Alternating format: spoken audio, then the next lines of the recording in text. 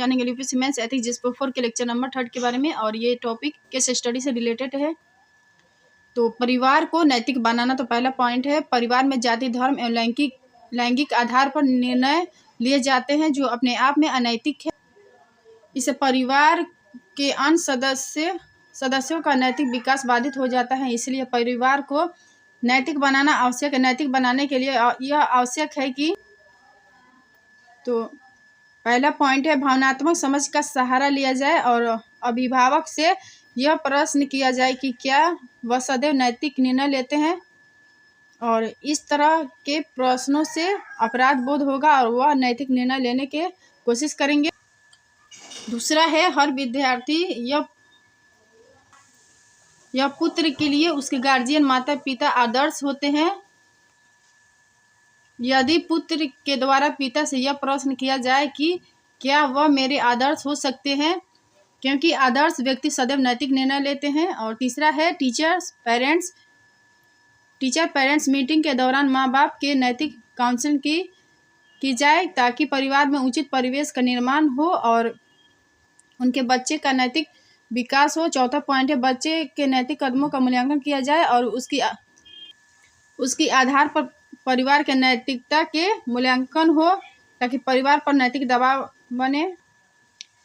ग्रामीण स्तर पर प्रत्येक पंचायत स्तर पर नुक्कड़ नाटक का आयोजन हो और नैतिक मूल्यों की शिक्षा दी जाए तथा यह बताया जाए कि परिवार में नैतिक परिवेश के निर्माण से व्यक्तित्व का विकास कितना तीव्र गति से होता है।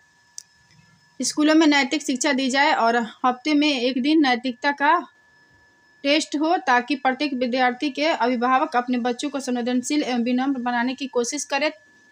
नैतिक रूप से मजबूत परिवारों को सम्मानित किया जाए। शिक्षक की भूमिका, तो इसमें मूल्यात्मक शिक्षा देखेंगे ये लोग। तो धर्मनिरपेक्षता, सत्यनिष्ठा, विनम्रता, मानवाधिकार के प्रति प्रतिबद्धता, अन्याय का विरोध करने की आदत तथा समाज के कमजोर वर्ग के प्रति संवेदनशीलता को प्रोत्साहित करने वाली शिक्षा ही मूल्यात्मक शिक्षा कहलाती है। मूल्यात्मक शिक्षा के कारण सत्यनिष्ठा, कर्तव्यनिष्ठ, ईमानदार एवं विनम्र नागरिकों का निर्माण होता है। अंततः व्यक्ति नैतिकता के मूर्ति बन जाता है। अद्वैत की भावना का विकास होता है जहाँ प्रत्येक अपने अंदर दूसरों को और दूसरों के अंदर स्वयं को देखने लगता है। ऐसी स्थिति में पूर्णतः अहिंसक हो जाता है। दूसरा है मूल्यात्मक शिक्षा के कारण संसाधनों का न्यायोचित वितरण होता है।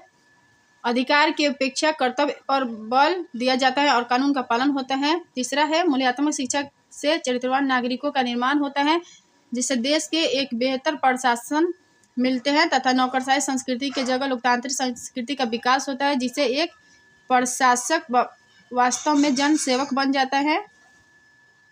चौथा है समाज में सामाजिक कुरीतियाँ दूर होती है, आधुनिक मूल्यों का समावेश होता है और समाज निरंतर विकास के पथ पर अग्रसर होता है। पॉइंट नंबर 5 है मूल्यात्मक शिक्षा से अच्छे राजनेता के जन्म होता है जो लोकतांत्रिक मूल्यों का सम्मान करने के साथ राष्ट्र के विकास के प्रति प्रतिबद्ध होता है। वस्तुतः किसी भी देश या समाज का विकास चरित्रवान नागरिकों के बल पर होता है। सिंगापुर और जापान के विकास के कारण चरित्रवान नागरिक में देखेंगे तो कर्तव्यनिष्ठ, सत्यनिष्ठ होंगे तो कर्तव्य को महत्व देंगे तो कानून के पालन होगा तो अच्छी व्यवस्था होगी और चरित्रवान प्रशासक से कानून का बेहतर क्रियान्वयन होगा। चरित्रवान प्रशासक से कानून का बेहतर क्रियान्वयन होगा, जनता प्रथम की भावना होगी और लोकतांत्रिक मूल्यों को प्रोत्साहन मिलेगा और प्रशासन में नैतिकता आएगी और ये सब पॉइंट से सभ्यता का विकास होगा।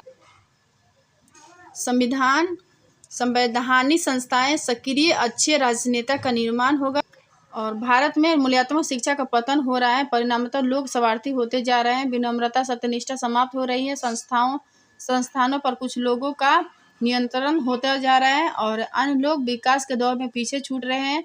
एक तरफ गगनचुंबी इमारतों का निर्माण हो रहा है तो दूसरी तरफ झोपड़ियों का विस्तार हो रहा है जो अनैतिक समाज का सूचक है। भारतीय समाज में मूल्यात्मक शिक्षा का पतन हो रहा है क्योंकि पहला पॉइंट, शिक्षा के व्यवसायीकरण के कारण लाभ एवं हानि प्राथमिक हो गई है। दूसरा है, शिक्षा एवं ज्ञान का मूल्यांकन भी आर्थिक लाभ की प्राप्ति के आधार पर हो रहा है। तीसरा है, किसी व्यक्ति के चरित्र का मूल्यांकन तथा सामाजिक प्रतिष्ठा का आधार भौतिक संसाधन हो गए हैं। और नैतिक, चौथा पॉइंट, नैतिक शिक्षा के रूढ़िवादी समझे जाने के कारण इसे नैतिक मूल्यों के विकास में बाधक माने जाने लगा है और उपभोक्तावादी संस्कृति को प्रोत्साहन मिल रहा है।